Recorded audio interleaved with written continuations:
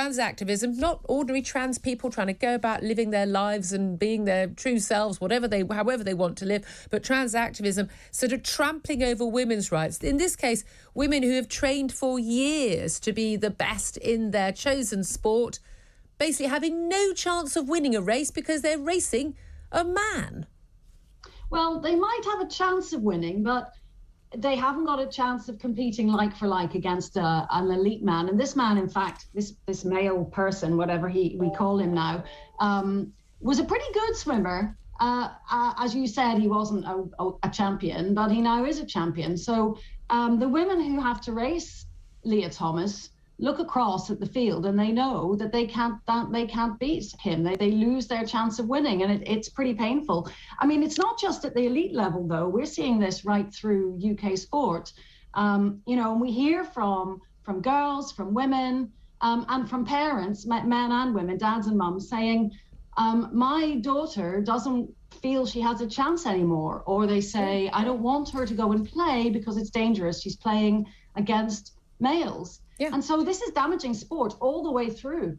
Yeah, absolutely. And this is the thing. I've had people saying to me for years, oh, for goodness sake, what a load of nonsense. You're getting your knickers in a twist over something that isn't happening at all. It is absolutely happening. We saw this in the Olympics, in the women's weightlifting, and we're seeing it in the swimming. And again, I've got nothing against trans people in no way whatsoever. It just seems to me that if you are born into a male body, if you have had all the benefits of a male puberty and male physical strength and muscle capacity and things, when you compete against women, that just makes you a cheat. It's not just being a very good woman who happens to have good physical abilities and has trained hard.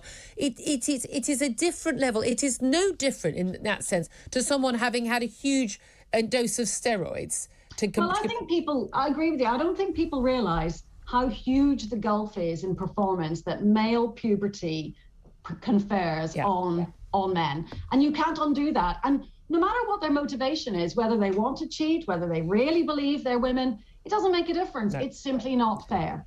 But we could easily resolve this by having men's categories, women's categories, where it is relevant, and trans categories. One assumes in most of those cases where physical strength and prowess would actually make a difference, it would be trans men rather than trans women who would be winning everything. But we don't seem to see this issue in men's sport because, of course, women wouldn't be able to compete at the same level because, I'm a feminist through and through. But even at 5'11", I cannot compete with a man even half my height in terms of bodily strength. Yeah, well, actually, the suggestion from the UK sports councils is that you don't even need 3 categories, you only need 2. You need a women's category because we cannot compete on the whole with men. And then you need an open category. And in the open category, the men will do most of the winning.